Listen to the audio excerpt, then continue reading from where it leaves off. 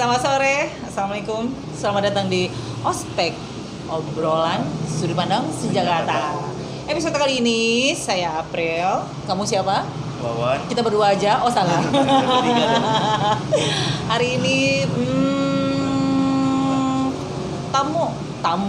teman ngobrolnya agak-agak uniquely edisi spesial karena mungkin momen yang agak-agak beruntung lah ya untuk kami di Senjata. Silakan Mas, kenalin namanya siapa Mas? Aku Rines Oneksi, Tambubolon. Hai Rines. Hai. Selamat datang kembali ke tanah kelahiranmu. Tanjung Pinang.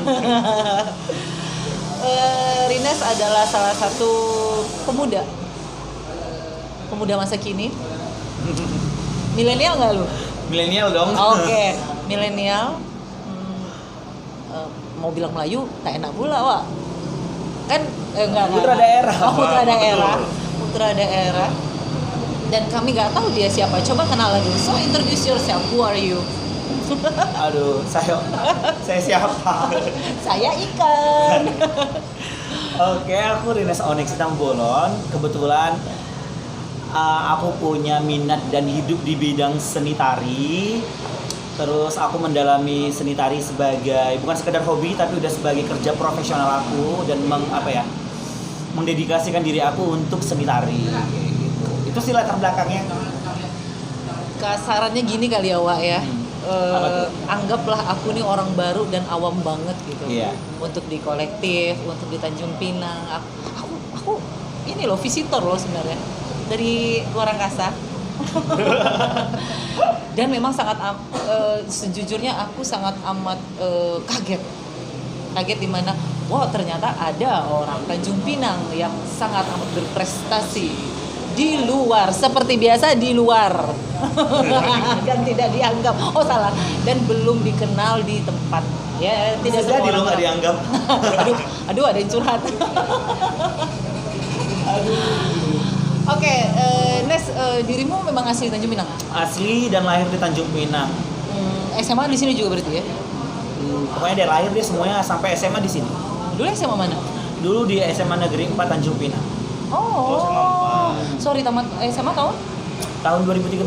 Oh, 2013. Sesudah itu. Berarti. Sama? Samaku. Oh, sama lah. Aku adik kelas mereka. 2013 kan tamannya? Iya. Aku adik kelas kalian. Enggak percaya sih. Sampah lah. Ban tapi. SMA mana? Ngobrol. Ada. Hah? Ngobrol sendiri ngobrol aja. Lanjut Kak. Setelah tamat SMA ente ke?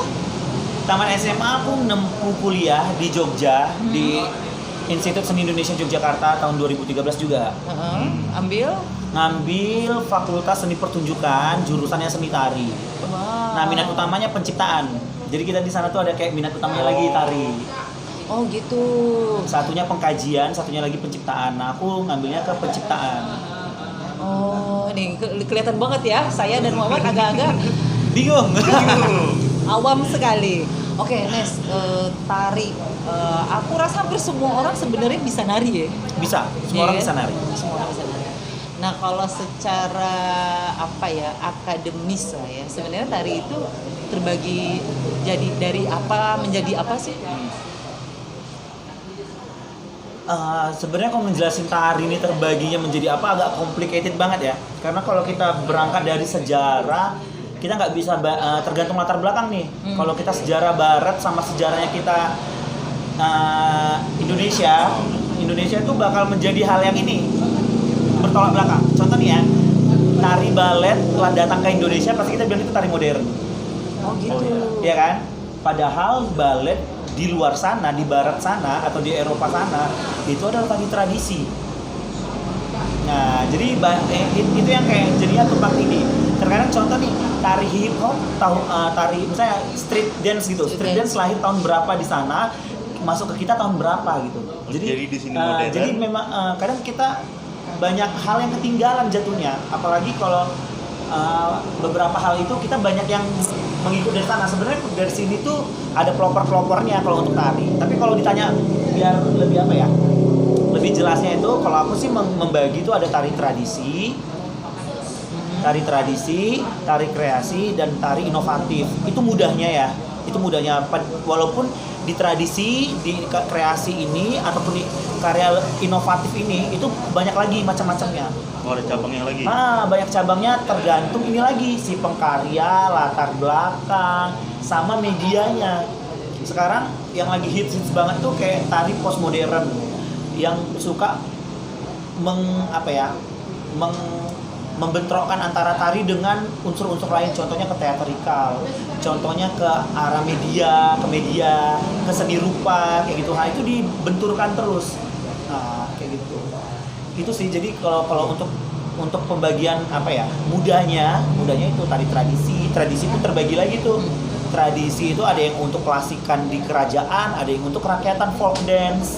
Oke. Nah, terus kalau tari kreasi ini ya itulah berangkat dari pengembangan tari tradisi, tapi masih kental akan unsur tradisinya walaupun sudah dikreasikan. Nah, masih seperti tari daerah gitu. seperti tari daerah, tari kreasi daerah itu masih nampak banget kan unsur Melayunya apa segala macam. Ada juga tari inovatif, ini yang kadang yang kita kenal dengan tari modern, tari kontemporer, apa segala macamnya dan segala macamnya kayak gitu kan, macam banget tuh sekarang berkembang.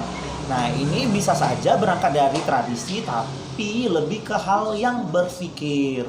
Oh. Jadi lebih lebih kuat di konsep, bukan kuat di konsep doang sih. Dari karya juga kuat, kematangannya pasti kuat kayak gitu. Tapi dia tidak membuat orang untuk cuman sekedar hal yang seperti tadi mama aku bilang, tidak cuman disuapin doang, tapi penonton itu diajak untuk menginterpretasikan dan ikut berpikir. Disampaikan apa sih gitu ya dari Dia sebuah berpikir, dan biasanya itu multitafsir. Jadi itu lebih multitafsir. Nah, kalau kita nari tradisi kan ya udah karyanya udah jelas, misalnya nari persembahan udah jelas mempersembahkan sesuatu atau menyambut tamu kayak gitu kan, udah nggak perlu dipikirin. Oke.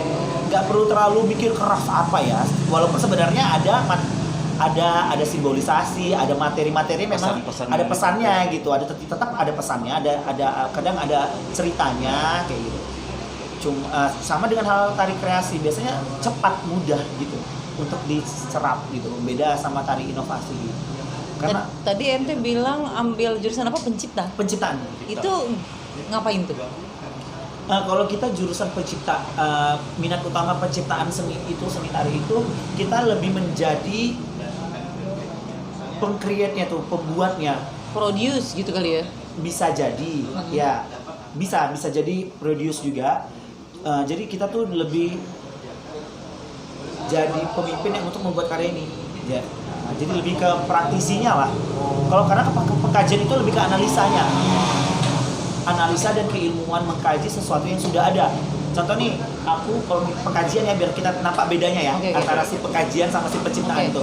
Biasanya kita sama-sama meneliti, tapi yang dia meneliti karena dia pengen tahu yang dari teliti ini untuk dibukukan, untuk dituliskan menjadi sebuah tulisan. Sama halnya sama teman-teman kalau kuliah umum, misalnya ekonomi apa, kan teman-teman meneliti untuk menjadi sebuah tulisan kan. Nah, itu hasilnya. Tapi kalau penciptaan, kita meneliti untuk menjadi ide penciptaan yang akan menjadi sebuah wujud karya, dan itu juga harus dianalisa dan ditulis. Jadi kerjanya dua kali sih. Sama-sama meneliti, sama-sama menganalisa. Tapi kalau dia ini untuk menghasilkan ilmu pengetahuan saja, kalau kita menghasilkan ilmu pengetahuan tapi jadi sebuah karya goalnya. Dan pasti dan harus menjadi sebuah karya begitu. Dan harus menjadi sebuah karya dan harus tertulis. Ada landasannya. Terlihat ya kita agak-agak bodoh ya. Bodoh, asli bodoh. Kita belajar bareng-bareng. Ya. Oke Pak, kami kuliah umum ya, minta kuliah umum tentang tari. Wah, Ane sudah banyak bertanya, banyak bertanya, padahal aku baru dua nanyanya. Apa? Jadi maksudnya selama di bidang tari ini apa aja sih yang udah pernah dibuat? Maksudnya dari diri sendiri atau dari dengan orang lain gitu? Maksudnya udah pernah saya ngebuat apa nih? Selama ente berkecimpung dan memilih di jalur tari ini. Kalau ditanya buat apa, kayaknya banyak hal yang sudah dibuat gitu ya, walaupun itu balik lagi ya, dari yang kecil mungkin sampai yang menurut aku menjadi hal yang sebagai kebanggaan. Ya ada gitu. Cuma kalau ditanya apa gitu, aku bingung yang mana satu ya. Lebih kemana ya? Lebih kemana ya? Silakan googling atau enggak lihat di YouTube ya. enggak. Bisa aku udah lihat kok. Tapi kalau hal-hal yang terkecil gitu tuh aku yang menjadi yang terkecil ya. Menurut aku ini bukan menjadi sebuah karya, tapi aku ada workshop, tahu nggak? Aku workshopnya. Nah, jadi aku tuh ada kerjasama sama ini apa ya? Bukan karya yang gila-gilaan, bukan bersama penari ataupun produser yang gila-gilaan kayak gitu. Ini di mana? Ini Di Jogja. Di Jogja dan di Arizona dulu. Arizona? Nah, di Arizona. Arizona tuh Amerika ya? Ya, Amerika. Oh, ente udah sampai Amerika? Iya, alhamdulillah. Wah, putra daerah wah. Jadi aku tuh ada kerjasama sama namanya Mettler Dance Studio Itu di Arizona? di Arizona. Jadi hal yang menarik itu adalah dia dulu si Barbara Mettler yang pelopornya itu, tapi sudah almarhum ya. Dia itu membangun kota Arizona itu khususnya Tucson. Tucson itu menjadi sebuah kota yang hidup dengan tari. Oke. Dia membangun kota itu dengan tari dan akhirnya dia dapat ibaratnya biasalah Gelar gitu ya. pelopor kayak gitu kan, pasti pemerintah support gitu kan. Jadi akhirnya dia didanai untuk terus ada hibah untuk dia tiap tahunnya dan dia selalu menyelenggarakan kegiatan temanya itu adalah everyone can dance. Oke. Semua orang bisa menari Setiap tahun? setiap tahunnya. Oh berarti acara tahunan gitu? Iya, ada tahunan dan dia ada judulnya itu, temanya itu, tapi dia ada program kecil-kecilnya lagi, macam-macam program sub programnya lagi. Nah, dan aku udah mengikuti beberapa programnya itu dan itu tuh luar biasa.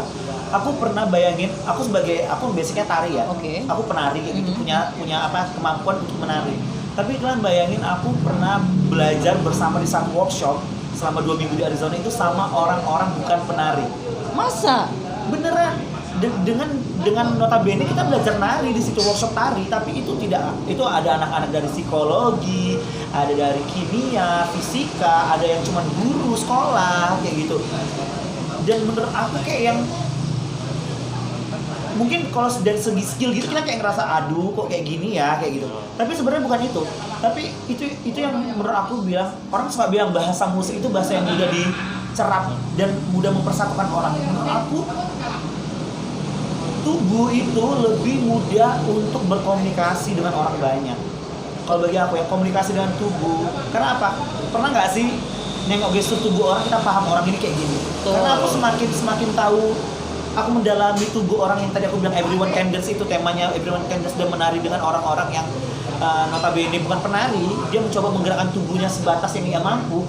Akhirnya aku bisa berkenalan dengan tubuh-tubuh yang aku kayak ngerasa, oh aku tahu kamu siapa, aku kenal lo kamu tuh tipenya kayak gimana, aku tahu lo kamu orangnya kayak gimana. Akhirnya aku berkenalan gitu, dengan aku pada saat itu bahasa Inggris tuh aku mampu, tapi untuk akademis, untuk formal, bahasa Inggris dengan formal itu kan sulit ya. Dan kita kadang sangat beda. Kalau untuk komunikasi biasa-biasa gitu aku mampu kayak gitu, tapi kalau untuk jadinya di akademik, karena kita kan workshop di akademis gitu kan, ada lembaganya.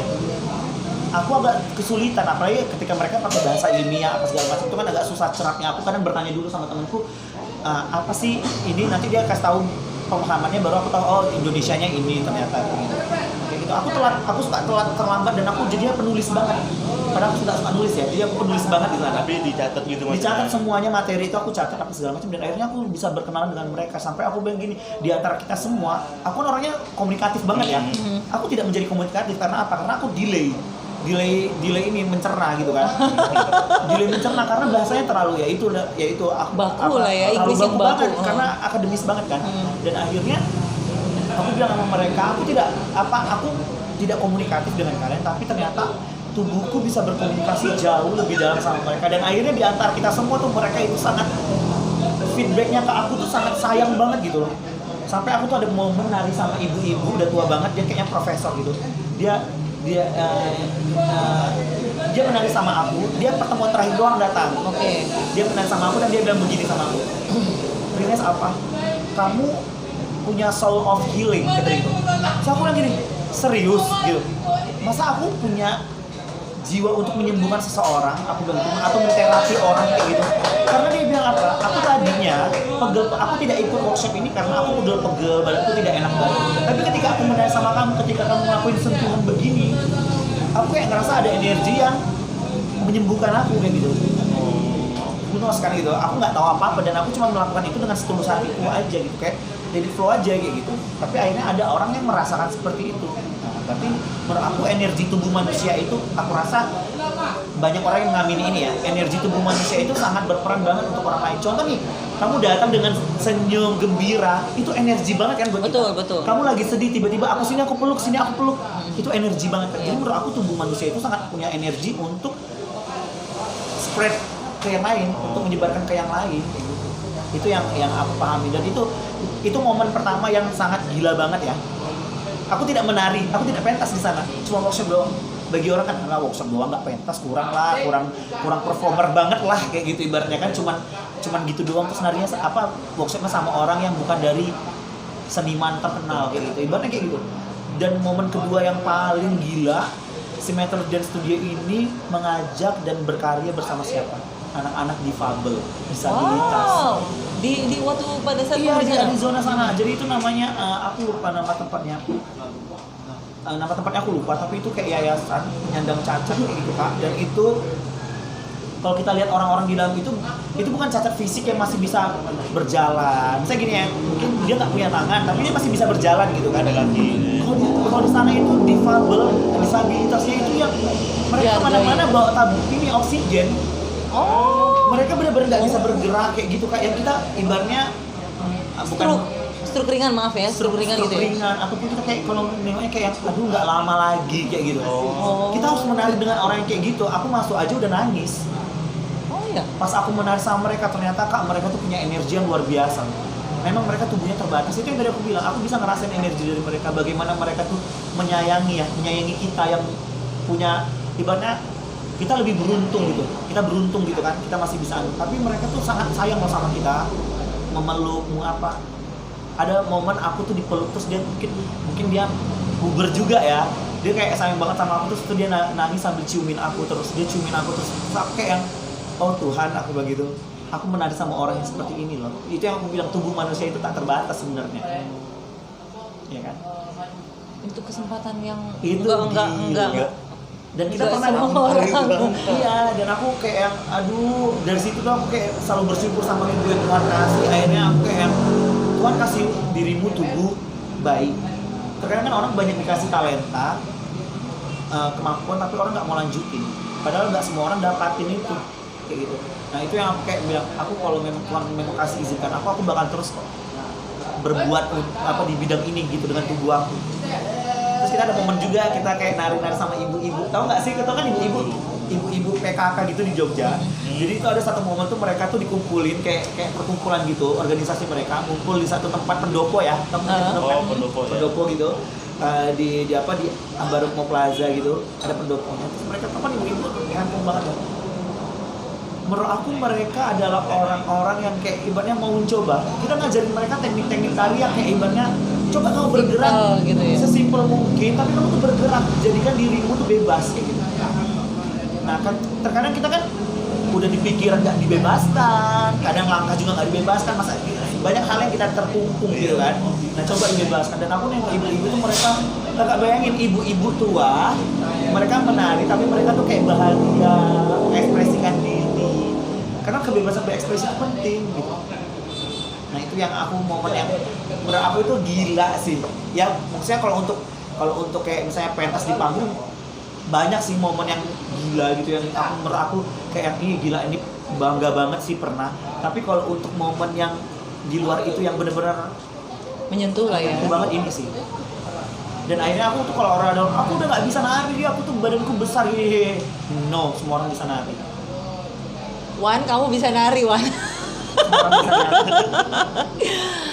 Oke, agak mundur aku nanyanya. Nes, sebenarnya kamu kenapa memilih tari sih sebagai apa ya? Mungkin kalau sekarang kalau yang aku lihat adalah jati dirimu atau hidupmu lah.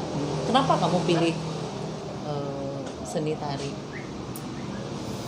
Berawal tuh sebenarnya apakah ada cerita atau ada inspirasi sendiri atau pengalaman yang enak atau nggak enak? Kalau enak gak enak pasti ada lah ya. Cuman kalau dari awalnya itu Kak, sebenarnya yang menari di rumahku itu yang menari duluan tuh abangku yang pertama. Oke. Nah, Dia emang penari maksudnya? penari. dia dulu menari waktu SD sampai SMP dia masih menari. Mungkin ketertarikannya itu adalah aku tuh mungkin punya jiwanya gitu kan. Jadi waktu dari SD itu selalu tidak dapat wadah, selalu tidak menjadi orang yang diprioritaskan untuk menari. Jadi Oleh sekolah pada saat itu. Awalnya ya. Jadi aku kadang iri nengok tuh kok dia nari aku enggak ya, padahal aku tuh Bisa gitu ya pada saat itu ya, ngerasanya gitu. kalau dibilang bisa sih nggak tahu juga ya, tapi aku punya hasrat, aku punya hasrat untuk menari kayak gitu. Tapi aku nggak dapat kesempatan, ya kayak gitu. Tiba-tiba dapat kesempatan, tiba-tiba ada lagi, kok aku nggak diajak lagi kayak gitu. Terus kayak gitu, terus dapat kesempatan, akhirnya kayak gitu Kak. Mungkin karena dari hal yang aku nggak bisa bilang orang benci aku atau orang sepelein aku, tidak. Mungkin momennya belum keberuntungan aku, dan aku sangat bersyukur tidak diprioritaskan. Akhirnya kan aku berusaha untuk menjadi prioritas, untuk dilihat dan menjadi prioritas kan. Nah, jadi akhirnya aku berusaha dan akhirnya nampak gitu. Cuman ya memang panggilan sih. Kalau aku bilang, kenapa aku bisa bilang di dunia tari dalam hidup aku itu adalah panggilan? Karena kakak tahu nggak, aku nge-flashback nih ya. SD tuh seperti itu ya. Di SMP aku tiap nengok orang nari tuh selalu, kok aku nggak nari sih, kok dia nari aku enggak, kayak gitu. Kok aku nggak kesempatan. Udah sih. mulai coba kritis lah gitu ya. Terus aku mulai ngomong ke guru kesenianku. Itu aku masih ingat Bu Yuni. Dulu SMP mana? Kalau Bu Yuni nonton ya. Itu dulu SMP mana? SMP 7. 7. Oke. SMP 7 dekat rumah. Aku dulu tuh kalau sekolah tuh nggak mau milih-milih, tapi kalau kuliah harus yang itu. Kalau nggak mau kuliah. Kalau kuliah harus, kalau sekolah aku nggak apa-apa yang mana aja, kayak gitu. Terus waktu SMP itu Bu Yuni, aku bilang, Bu aku pengen nari gini-gini. Terus Bu Yuni tuh kasih kesempatan dan Bu Yuni bilang, kita nggak ada guru tarinya yang bisa mampu untuk nge-backup anak-anak.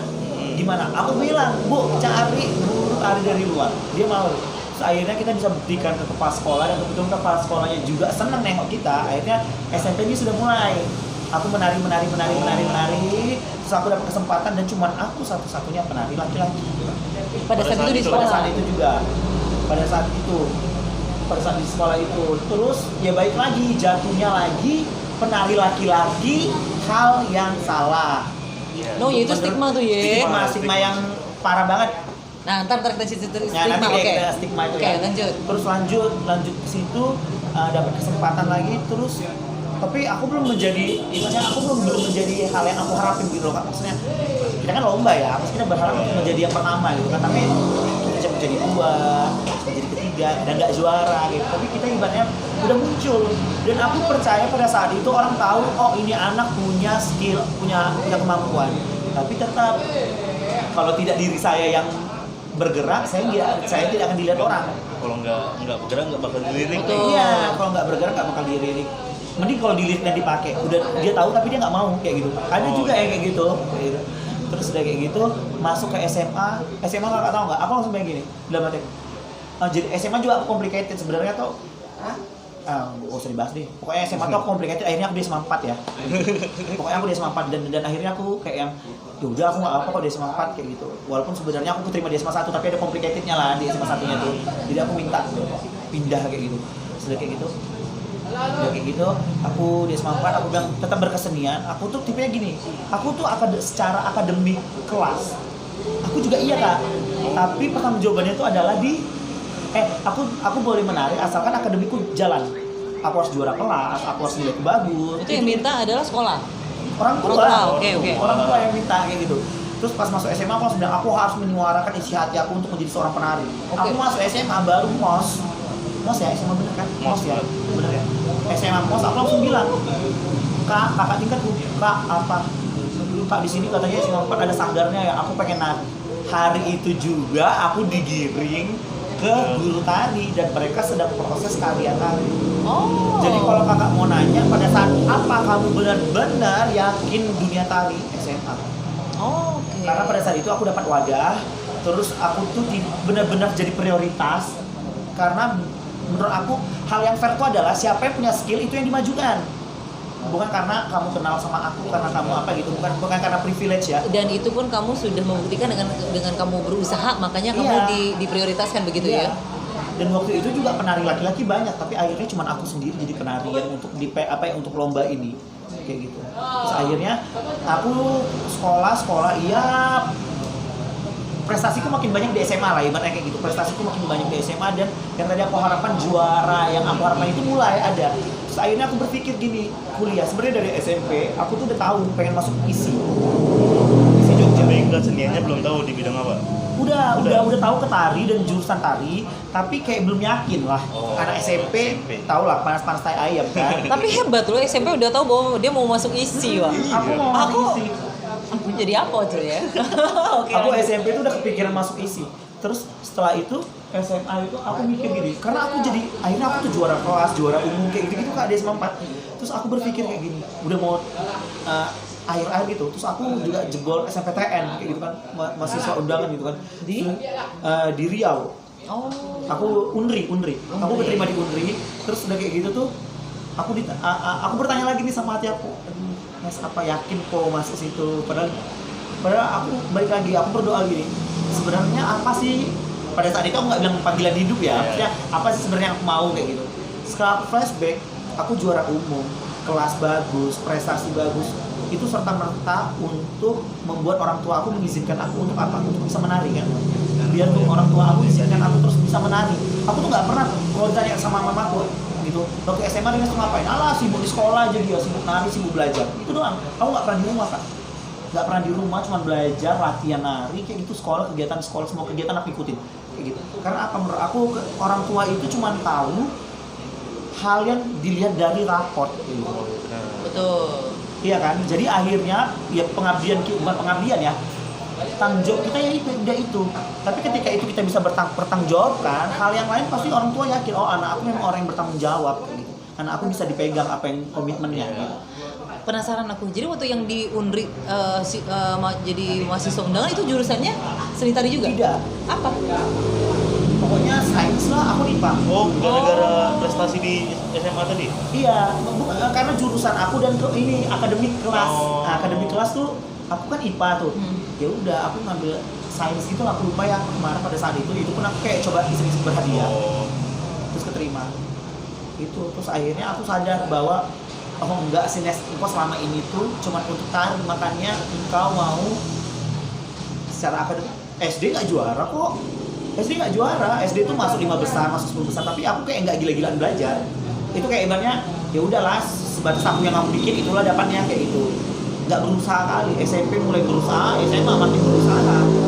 Karena semakin aku berusaha, orang tua aku semakin pergilah menari gitu. Akhirnya aku tahu sadar dan aku bilang mamaku. Terus sempat kayak yang kan yang menjanjikan aku kuliah di ISI Jogja tuh papa, almarhum papaku. Papa yang kayak ibaratnya nanti papa antarin deh kalau memang mau di sana.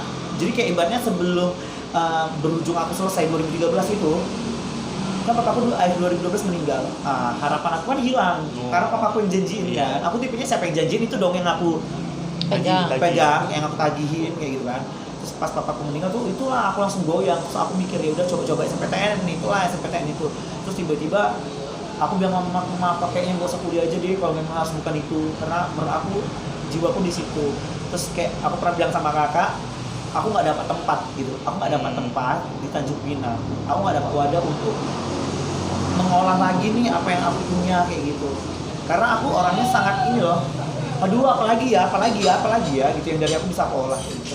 Terus akhirnya mamaku memutuskan deh apa, kalau memang mau ya udah berangkat, tapi ya udah kita harus kerja sama. Bukan maksudnya engkau jangan mikir engkau pergi kuliah jauh ke sana tuh cuma mikir kuliah aja gitu. Engkau harus tahu kita harus kerja sama gitu. Engkau harus berusaha, aku juga berusaha, bukan dari segi kuliahnya aja tapi segi finansialnya juga. Kayak gitu. Karena kan pada saat itu memang lagi ini ya, kita part-partnya lagi kuliah kayak gitu. Part-partnya lagi masih masa berjuang lah, masih sekolah kayak gitu. Jadi kayak yang adik-beradik itu masih belum ada yang ibaratnya bisa jadi inilah supportnya untuk bantu orang tua kayak gitu. Masih kayak yang harus kerja sama bareng-bareng lagi. Dan aku yakin.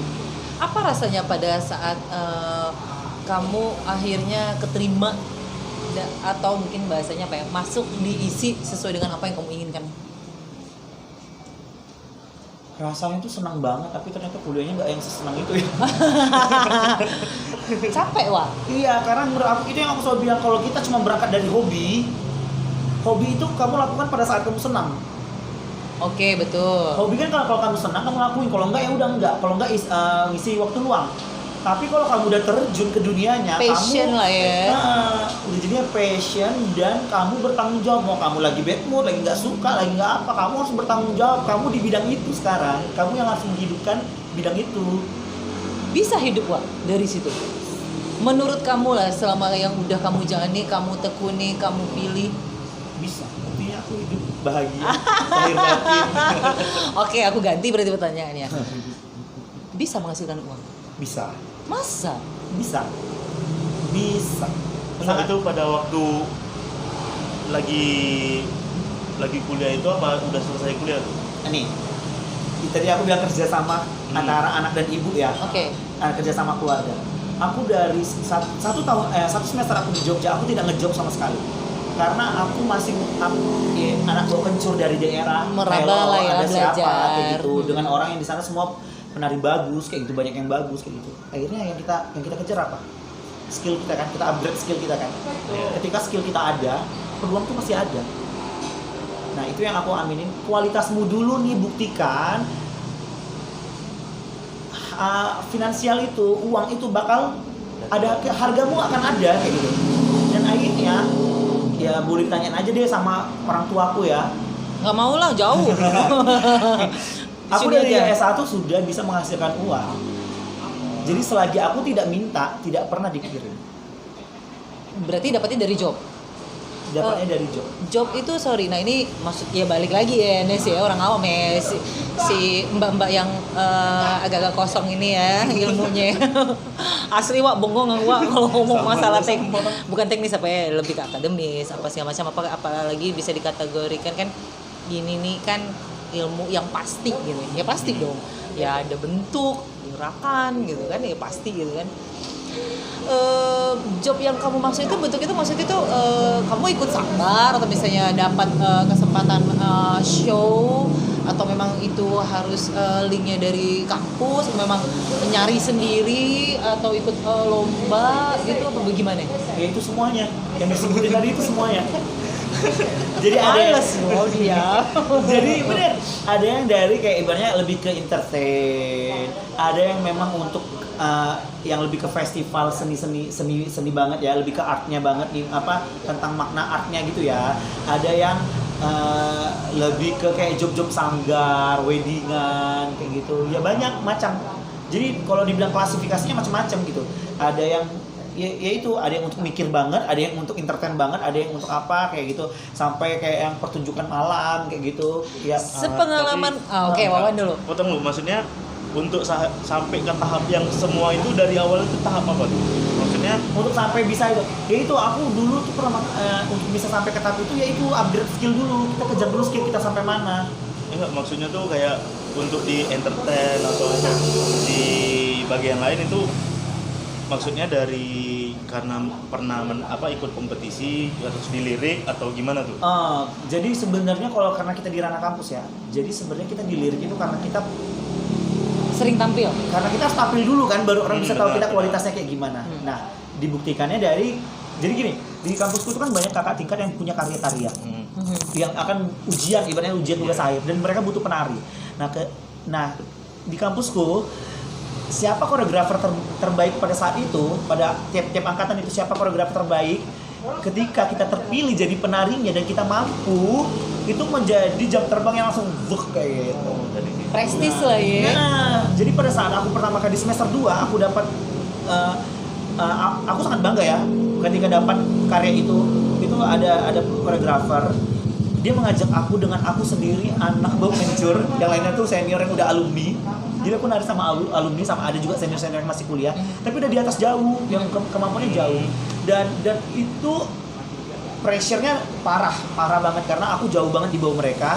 Satu, kemampuan juga jauh di bawah mereka. Dan ketika latihan mereka dikasih langsung jadi, aku dikasih tidak jadi kayak gitu. Itu Jadi tarinya tari apa itu? itu kontemporer. Tari kontemporer tapi berangkat dari tradisi Melayu. Oh. Nah, karena aku orang ibaratnya aku dari Melayu, ini basicnya tari Melayu kan kayak gitu. Jadi dia kayak ngerasa mungkin dia mampu ya diolah. Nah, itu yang aku amini kebaikan kakak tingkatku itu untuk mempercayainya ke aku gitu kan. Aku dikasih kesempatan untuk buktiin gitu. Jadi orang latihan jam 8, aku setengah 7 udah latihan. Orang pulang jam 11, aku jam 12 baru pulang. Karena apa? Karena aku harus punya latihan lebih gitu. Nah itu yang menurut aku, kalau kamu mau lebih ya kasih lebih lah kayak gitu. Kita kan mau lebih, kasih lebih gitu. Dan akhirnya dari situ ketika aku selesai dan aku ya bisa dilihat gitu sama orang, akhirnya dari situ Terbuka semua deh. terbuka pintu-pintunya. Balik lagi, kamu pentas apapun, sejelek apapun karya yang tampilkan yang terbaik, apapun tantangannya tampilkan yang terbaik. Karena menurut aku gini, aku misalnya Mbak April yang bikin karya ngajak aku bukan sekedar mensukseskan karya Mbak April, tapi aku juga sedang mempertaruhkan nama baik aku sebagai penari. Kalau aku ya punya prinsip, jadi jangan pernah berpikir, kalau kan karya dia terserah lah jadinya, terserah mau jadi kayak gimana. No, kalau aku tipenya, kalau memang awalnya udah berpikiran kayak gitu, mending gak usah nari. Nggak tulus jadinya. Iya, nggak tulus. Jadi lebih baik diperhitungkan dulu. Memang benar-benar mau melakukan yang terbaik atau enggak kalau sini. Fee yang kamu terima paling kecil saat zaman-zaman kuliah dulu untuk menyambung kehidupan. Awal karir. Berapa puluh ribu? Gratis saja ada kok. Kalau gratis ya nggak usah. Kalau paling kecil berapa ya di Jogja dulu? Saya ingat-ingat dirimu lah. Nggak usah disebutin. Dia ini ada kecil, tapi ada dua hal yang ini berbeda. Kecil karena memang acaranya kecil, ada kecil tapi karena memang ini acara bukan acara sakral gitu. Iya, tapi nggak usah disebutin acaranya. Pengen tahu aja kecil. nominalnya. 25.000 pernah, 50.000 pernah. Itu berapa jam? Sekali show. Sekali show. 25.000. Tapi 25.000 itu sangat berarti, bukan berarti nominal ya, karena dapatnya dari mana? Pengalaman Dapat gitu. dari mana? Karena dulu aku pernah dapat di bawah 25.000 itu karena nari di keraton. Tapi memang itu bukan dari bayaran ya, kita nggak penting sih bayaran kalau di keraton itu, tapi itu nari di keraton Hamung Kembodonya nonton. Enggak nonton karena itu bukan acara istana, tapi kegiatannya di istana gitu. Tapi narinya di sana. Narinya di istana, kegiatannya di istana, tapi tidak ditonton sama Sri Sultan. Tapi pernah ada nggak? Kalau Sri Sultan nonton aku sering. Tua. Loh, aku yang daerah, Pak. aku tahun 2019 punya kesan yang mendalam banget loh sama Sri Sultan. Kami terpilih menjadi penari perwakilan DIY bersama Sri Sultan berangkat ke Rusia. Jadi makanya aku kalau ditanya Sri Sultan tuh kayak gimana, aku tuh sangat kayak yang aku adalah bukan satu-satunya.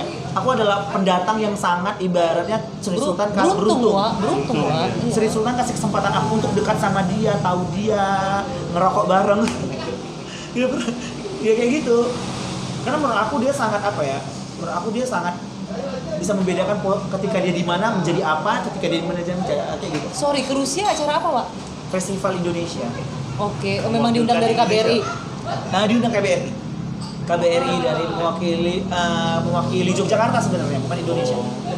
Mewakili Yogyakarta ya, tapi Indonesia sih yang dibawa namanya. Cuman kegiatannya kegiatan Indonesia. Berapa orang berangkat? Nah, waktu itu Jogja itu kita berangkat 73 orang. Jauh ya? Jauh Cuman ya, banyak timnya ya. macam-macam. Ada tim kesenian, ada tim disperindak biasalah, iya, diplomatis, paham. macam-macam. Oh gitu. Rusia, Wak. Tahun lalu itu. Dingin. Lagi musim dingin. Lagi summer tapi 9 derajat, 8 derajat. Ya tetap dingin kan, tapi summer. Oke, tadi 25.000. Fee yang paling gede, yang kamu nggak nyangka, kok aku dapetnya segini ya? Nggak usah disebutin showcase-nya atau siapa yang bikin, nggak usah disebutin. Aku cuma butuh tahu nominal aja. Yang kamu nggak pernah atau nyangka sih, dia. garap proyeknya bisa dapat segini nih, nggak nyangka gitu. Kalau yang paling gede itu ya ada 2 sih. Pernah aku dapat. Ragu, mau jawabnya ragu. Aku udah bilang jangan disebut. Yang belakangan gak usah sebut. Aku cuma butuh nominal aja, Wak. 20 pernah. Lebih dari 20 pernah, tapi banyak embel. Maksudnya itu karena kegiatannya jauh di luar sana gitu. Bersih lah, bersih. Ya segituan pernah lah, belasan pernah. 15. Ya, 18. gitu lah. 18. nggak tahu ya, karena dipakai buat makan gitu, dipakai buat makan, buat jalan-jalan, jadi nggak tahu berapa yang habis ya. Terus bilang gitu. Wan, besok kita jadi penari. Satu show 15 juta. Besok kita jadi penari. Yang mau ikut ayo. Wow, cukup ini ya, apa ya? Kalau Sebenarnya kalau berangkat keluar kayak gitu gede Kak. ya nggak apa-apa. Berangkat keluar kayak gitu gede, cuman kan di sana ngabisinnya juga enak gitu. Enggak, wah, aku mikirnya gini. Satu, siapa yang mau ngajak kita ke luar negeri? Iya. Kedua, siapa yang mau ngajak kita ke luar negeri plus dikasih duit? Iya. Jadi memang kamu tuh sangat amat beruntung, Wak. Putra daerah yang beruntung di kota orang lain seperti biasa. Kan ada ini perumpamannya. Apa tuh? Hujan batu di negeri sendiri, hujan emas di negeri orang. Allah. Gak apa-apa coy, kita berjuang. Oke, Nes, selama kamu mendalami dunia yang kamu pilih ini, apa sih yang maksudnya? Meow. Kucing lewat. Apa sih yang bikin kamu ngerasa bahwa atau yakin bahwa sebenarnya mereka-mereka yang di luar sana yang memiliki passion atau anggaplah mulai dari hobi dulu gitu, nggak salah Wak, kalau misalnya kalian pengen pilih seni tari buat hidup itu sebenarnya nggak salah gitu. Ini dong apa sih, berbagilah pengalaman gitu ke kita biar teman-teman juga tahu. Kalau menurut aku gini loh, siapa kamu sekarang itu nggak ada yang bisa menentukan siapa kita yang akan datang gitu kan. Kamu yang sekarang kita nggak tahu siapa yang akan datang gitu. Jadi apa yang kamu pilih sekarang itu juga apapun itu jurusannya, kamu ambil bidangnya, itu belum tentu menentukan siapa kamu akhirnya. Oh, oke. Menurut aku kayak gitu. Karena banyak teman aku yang udah ngambil kuliah yang maksudnya universitas atau bidang yang bukan di bidang seni, tak menentukan dia siapa pada akhirnya yang di bidang dia gitu. Jadi menurut aku yang terpenting itu adalah benar-benar bertanggung jawab atas pilihan sih. Kamu milih apapun, kalau kamu bertanggung jawab dan benar-benar mendedikasikan diri kamu ke situ, itu bakal jadi. Menurut aku juga nggak bisa bilang kalau kamu milih kayak aku, kamu bakal seperti aku Betul. sukses ya. Aku nggak juga bilang aku udah sukses, karena masih banyak pencapaiannya. Kamu bisa ngalamin apa yang aku rasain kayak gitu. Kamu belum tentu bisa. Tapi baik lagi, bertanggung jawab apa kamu dengan pilihanmu dan kamu nge-treat dirimu. Karena aku punya prinsip, kalau kamu nge-treat dirimu berhargalah kamu di mata orang. Jadi selagi ya balik lagi kan, kalau kamu nggak menghargai dirimu, siapa yang mau menghargai? Kita aja nggak menghargai diri kita kayak gitu. Jadi ya bertanggung jawab sama pilihan. Jadi kalau teman-teman mau memilih apapun, mau seni, mau apapun itu, bertanggung jawab sama pilihanmu. Dan dipikirkan. Yang pernah kamu lakukan selama di Jogja? Maksudnya bukan showcase ya, maksudnya kamu ada bikin pergerakan gak sih, movement baik itu sendiri atau memang bersama teman-teman yang sekampus gitu? Mungkin kalau bahasa orang awamnya, kamu apakah punya sanggar sendiri di sana, bagaimana? Kalau tim aku udah punya OCD ini tapi kayak ibaratnya bendera aku sendiri gitu, aku yang punya gitu. Yang tadi aku udah ceritain. Terus aku di sana juga. Jadi senangnya di sana itu kita punya bendera sendiri, itu nggak mau menutup kemungkinan kita punya bendera lain untuk bersama yang lain kayak gitu. Nah, baik lagi kan pola pikir teman-teman di sini kan bendera satu ya udah cukup kayak gitu. Padahal kita untuk membangun jejaring itu kita butuh banyak ininya, betul. banyak tempat kayak gitu kan. Nah, aku juga di sana tergabung sama grup tari entertain namanya Praginagong. Nah, Praginagong ini kalau disebut di apa? Untuk dunia penari kayak gitu tuh udah tau lah nih anak-anak entertain narinya gila-gilaan kayak gitu. Pokoknya jiwa entertainnya tuh gila lah. Pokoknya kalau si Praginagong ini aku gabung di situ juga. Terus aku punya tim komikal, tapi bukan untuk ini ya, bukan lucu kayak istilahnya kayak teater gitu ya. Apa ya bilangnya? Kayak stand up comedy atau apa lagi ya? Kayak OVJ gitu ya, OVJ opera kayak gitu yang lucu-lucuan kayak gitu. Nah, enggak, tapi kami tuh ada namanya bude-bude centil. Jadi kita tuh dandan jadi ibu-ibu bersanggul berkebaya. Kita kerjaannya itu menghibur orang dengan lagu. dengan lagu-lagu. Dan itu dilakukan turun ke jalan gitu. Kemana aja? Oh. Pentas-pentas kayak itu. Balik lagi ini entertain gitu. Ini entertain terus kita ya gitu, lucu-lucuan. Kita nari sambil nyanyi, sambil kita kebetulan kita jago MC semua rata-rata, ngebacotnya juga lucu-lucuan kayak gitu.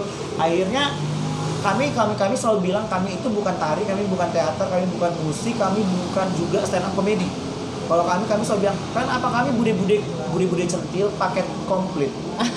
Karena kami disuruh ngapain aja bisa, suruh jukir balik atraksi sirkus juga bisa kayak gitu.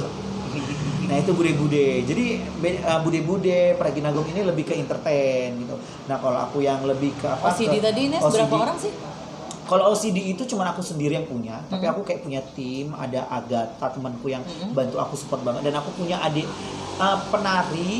penari yang memang mereka kayak punya kedekatan yang udah dekat banget sama aku. Adik kelas adik tingkatnya. Adik tingkat. Nah aku tipenya sangat memberdayakan adik-adik. Kenapa? Karena dulu aku juga diberdayakan sama kakak-kakakan. Oh. Jadi aku bisa dapat ruang karena kakak aku, berarti saatnya ketika aku jadi kakak aku harus buka ruang buat adikku. Wah, baik ya dia ya. Nah, aku kayak gitu tipenya. Oke, terus? Nah itu kalau OCD ini lebih ke arah-arah yang lebih pesan moral, lebih apa. Tapi kalau misalnya anggaplah ada satu pentas yang butuh OCD-nya untuk menampilkan sebuah show, kalian juga terima job-job kayak gitu? Apa gimana?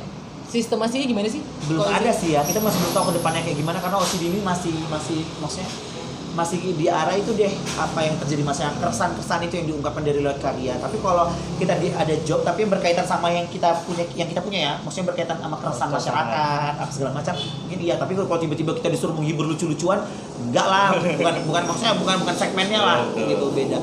Tapi kalau kita ibaratnya disuruh pentas di festival terus ada budgetnya, ya wajar dong, maksudnya wajar kita butuh profit karena kita berkarya juga butuh ini kan, butuh ya kita pasti iya kayak gitu. Karena kemarin juga ada yang mau nawarin kita juga pentas dengan karya kita yang udah ada, dengan tentang intoleransi itu, mau disuruh pentas.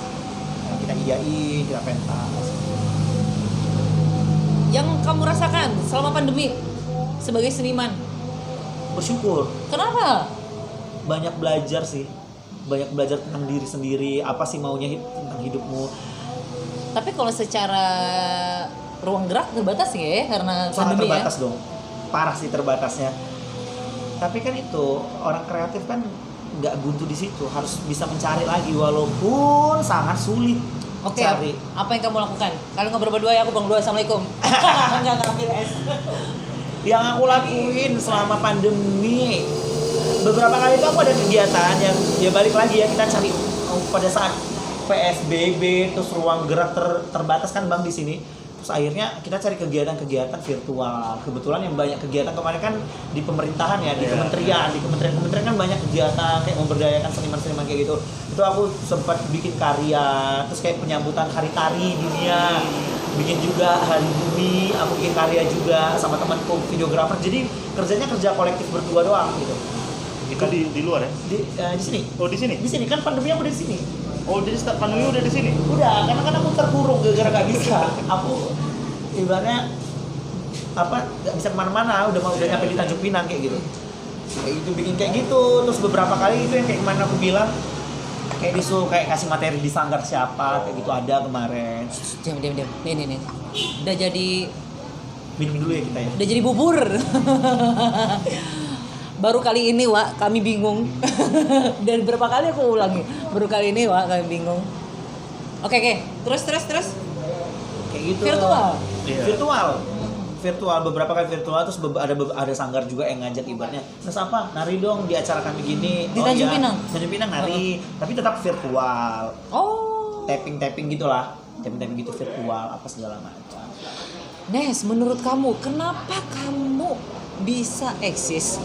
Bisa melebarkan sayap menjadi diri kamu di kota orang lain tapi tidak di Tanjung Pinang sendiri, kenapa?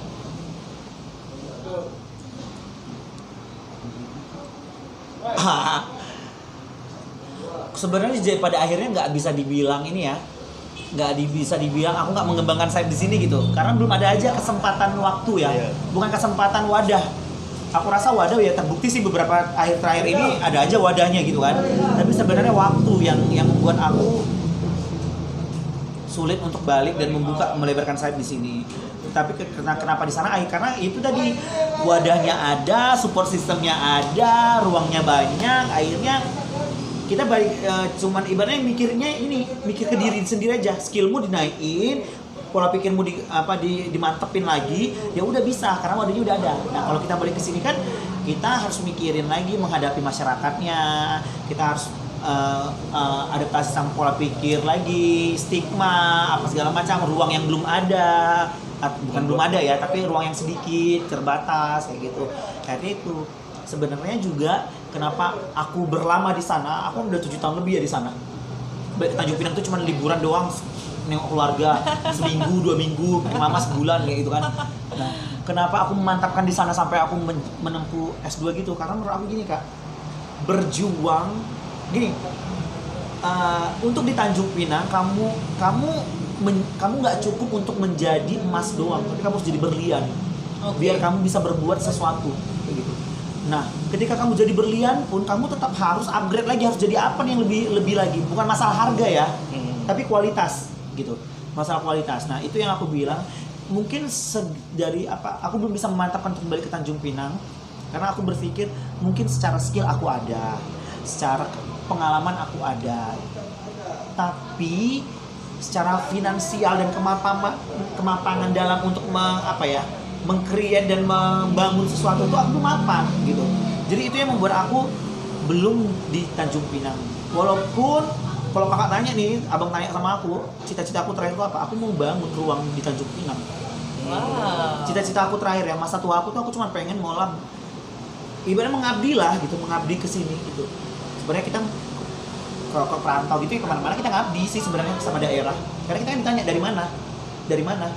Ya kita kalau penari kan ditanya kamu asli mana, kamu bukan asli Jogja kan, kamu bukan orang logatnya bukan Jogja. Ya aku penari yang berkembang di Jogja, tapi aku asli Tanjung Pinang. Kan kita buat nama Tanjung Pinang. Ya, terus mereka bingung nggak sih maksudnya Tanjung Pinang tuh di mana gitu atau misalnya? Tanjung Pinang tuh Pangkal Pinang ya kayaknya. Oh iya. Itu banyak tuh. Berhitung ya paling. Oh kalau aku dengan PD. Oh Tanjung Pinang itu ibu kota provinsi Kepulauan Riau. Atau Kepulauan Riau kan? Oh Kepulauan Riau itu Riau beda. Kami Kepulauan Riau itu beda. Kepulauan Riau itu dekat sama Singapura. Aku bilang gitu. Oh Batam ya? Iya itu salah satu kotanya. Oh Batam itu bukannya provinsi sendiri? Enggak, itu salah satu kota. Jadi ya baik lagi kalau kita malu, kalau kita nggak menjelaskan dan tidak mengedukasi orang, akhirnya orang juga tetap nggak tahu kan. Betul. Nah aku penasaran tadi ada kalimat sistem yang tidak support. Menurut kamu Tanjung Pinang sistem yang tidak support? Sistem yang kamu maksud adalah? Buka-bukaan ini sih. Apa ya? Aku rasa ini bukan rahasia personal aku. Ini rahasia kita semua dan bukan di bidangku saja, tapi semua bidang. Kita sadar bahwa kita itu hidup dari gengsi. Untuk memulai, untuk melakukan, untuk mensupport tuh kita gengsi semuanya. Jadi memang yang harus dibunuh tuh rasa gengsi sih. Nah, itu yang menurut aku memang sulit aja. Aku selalu bilang anak Tanjung Pinang itu punya potensi luar biasa. Tapi rata-rata tidak balik ke Tanjung Pinang. Kenapa? Kendalanya sama semua. Oh iya? Iya. Kalau kakak nanya beberapa teman aku yang keren di luar sana banyak. Anak Tanjung Pinang. Sampai bisa jadi kerja di startup, punya jabatan tinggi di startup, banyak. Segala macam. Tapi kenapa tidak balik ke Tanjung Pinang? Aku nggak bisa salahkan ininya ya. Aku selalu bilang gini, Nes kenapa sih nggak balik ke Tanjung Pinang? Kok kan udah S2, pasti ilmu kok udah banyak lah untuk bagi. Terus aku bisa bilang kayak gini loh kak. Secara keilmuan iya, aku bisa. Tapi ibaratnya gini, kamu baik lagi ini kan pola ini mindset ya. Jadi nggak bisa serta merta orang harus sama kayak aku gitu kan. Memang harus dibangun pelan-pelan gitu kan. Ibaratnya gini, kamu nggak bisa, kamu kan belajar berjalan itu harus dari mana? Dari belajar bangun, duduk, merangkak, tertata-tata gitu jalannya kayak gitu. Baru bisa berjalan yang benar kan. Nah masalahnya kita itu baru mau merangkak, sedangkan orang udah berjalan. Nah, untuk membuat ini tuh sulit untuk mengajak dia bisa berjalan. Karena apa? Karena dia ngerasa merangkak aja udah cukup. Nah itu dia, karena dia merasa sudah cukup segitu. Jadi ibaratnya orang udah ios berapa, dia ios segitu udah cukup kayak gitu. itu yang aku bilang belum dibutuhkan. Aku bilang. Jadi kita nggak bisa maksain kan, tapi menurut aku kita tidak boleh ibaratnya ya udahlah biarin aja, enggak, ya udah, karena banyak yang masih seperti itu, tapi sebenarnya masih banyak orang, jadi yang aku bilang banyak orang yang sebenarnya mau maju tapi nggak ketemu support sistemnya, makanya butuh kayak kita punya pertemuan kita bertiga nih, ketika kita bertemu kayak gini kita tahu kita satu sinyal, pasti kita bakal terkonek kan, nah kayak gitu, jadi ya pertemuan kayak gitu, sebenarnya menurut aku banyak kan anak Tanjung Pinang tuh punya. Karena gini ya, aku tiap balik ke Tanjung Pinang itu selalu mencari orang baru untuk aku ajak ngobrol sama aku tentang mindset orang Tanjung Pinang kayak gimana. Kan orang Tanjung Pinang sudah bilang, anak Pinang tuh nggak open mind, orang Pinang tuh taunya ngejatuhin doang. Itu yang aku selalu bilang, kita cuma bisa bilang apa menjatuhkan, ngejelein, gengsi, apa segala macam. Pertanyaannya, kamu bagian dari itu atau kamu sudah menerapkan itu tidak? Kalau aku ditanya, aku tidak menerapkan itu. Karena apa? Aku mau kayak gimana pun, aku nggak gengsi. Aku udah bilang, nge-treat dirimu berharga, kamu pun jadi berharga. Walaupun kita nggak punya duit sekalipun, kalau dirimu berharga, punya hidup kan nggak cuma duit ya. Betul. Kita punya prestasi, kita punya agama, kita punya kebahagiaan, apa segala macam, banyak yang bisa dicari. Kita menjadi manfaat bagi orang, menjadi berkat bagi banyak orang, itu kita tuh men-treat diri kita berharga. Ya udah. Pernah nengok orang pintar, punya ilmu, tapi nggak punya duit, tapi dia kemana aja, orang gini kan, ih gila dia pintar, oh dia hebat tau. Jadi nggak serta-merta itu kan, jadi menurut aku, balik lagi, kita udah nerapin belum? Ketika kamu ketemu orang, misalnya gini, nggak open minded, tapi kita ketemu orang, misalnya orang beda dikit penampilan, berarti kita nggak nerapin, jadi kamu bagian dari itu sebenarnya. Gimana mau ada perubahan, kamunya juga nggak berubah. Habis kita kena cuci kayak. Iya. biasanya ente yang aneh cuci ya. Sekarang kita dicuci sama bapak ini. Iya, karena gini, aku kalau kemana-mana gitu, aku suka jadi diri aku sendiri. Mau orang bilang bisa gini, ih apa sih dia nyentik banget sih, kok aneh banget sih. I don't care. Kenapa? Karena kamu sebenarnya sedang membunuh pola pikir masyarakatmu sendiri kayak gitu. Kamu nggak open ke situ. Aku bukan bilang, maksudnya kalau aku, maksudnya batas semua sih cowok pakai baju warna-warni menjadi hal yang aneh. Padahal warna tidak ada warna bukan satu dan bukan gender. Warna itu bukan gender yang harus dikotak-kotakin kayak gitu. It's okay kan? Berarti sebenarnya yang nggak punya ilmu kamu gitu. Sebenarnya kamu menghina orang sama aja kamu menjatuhkan dirimu sendiri. Makanya ketika aku misalnya kalau aku berjalan, aku segala macam. Ya kebetulan belum pernah sih aku dapat perlakuan yang kayak yang gak enak gitu sama orang, tapi aku yakin orang kalau nengok aku tuh selalu kayak berpikiran gini, ih kok dia nyentrik banget ya, walaupun dia bukan bilang ih aneh, jelek, dia gak ngejelekin, tapi dia punya pikiran kayak kok dia berani ya. Dan gitu. ente bisa merasakan itu. Dan aku bisa merasakan, walaupun ujungnya dia bilang, maksudnya aku tahu karena dia mikir gini, mungkin dia bilang ih bagus, tapi kok dia berani ya. Bagi dia gini, oh dia cocok kok pakai kayak gitu, tapi kok dia berani kayak gitu. Ya karena menurut aku warna bukan gender yang harus dikotak-kotakkan kayak gitu. Nah kalau aku ketemu orang kayak gitu, kakak tau nggak respon aku kayak gimana? Apa? Hai, aku gituin. Ladenin aja ya. Nah, aku ladenin. Lebih seru. Dan aku misalnya kadang ada orang yang kayak ibaratnya aku tuh sangat ini loh, sangat apa ya, sangat aktif ke orang kayak gitu. Jadi kalau misalnya aku mau yang hai gitu, aku mau nyapa duluan apa segala macam. Sebenarnya aku sadar kalau siapa kemarin kak nunjukin itu loh adiknya Randy gitu. Itu si Aldi teman kita juga. Aku tahu dia nunjuk, terus aku kayak yang gini, bener nggak ya ngomong sama aku, cuman aku nggak tahu itu kata. Iya. Makanya aku pun sosok pede aja. Nes ya? Iya, langsung gitu kan. Iya, aku langsung hai kan, karena aku tuh sangat apa ya. Akhirnya ketika aku ramah, kakak ramah, kita connect kan. Coba kakak bilang gini, Rines, hai. Kakak kayak, oh beda nih orangnya susah ya. Kayak gitu. Iya kan, pasti kan. Nah itu jadi menurut aku kita penting membuka juga, walaupun ya baik lagi itu dirimu atau bukan, tapi untuk arah yang lebih baik ya nggak masalah kayak gitu. Jarang-jarang mah dicuci sama anak-anak S2, tepuk tangan dulu lah buat kita masing-masing. Buat kita masing-masing, bukan buat lu lah. Kita masing-masing, karena kita semua keren. Ini aku udah kan tadi kayak pengalaman yang berharga. Kalau pengalaman yang memalukan nih, maksudnya yang konyol lah. Konyol tapi berarti ya. Yalah, yang berkesan lah buat boleh. ente. Berarti makanya diingat kan? Iya. Aku pernah sebagai mahasiswa, itu yang aku bilang, kalian sadar ya, menjadi mahasiswa itu kalian harus pernah ngalamin hal-hal gila. Kalau kalian cuma biasa-biasa aja ngikutin kampus studi, aduh udahlah, sayang kuliahnya.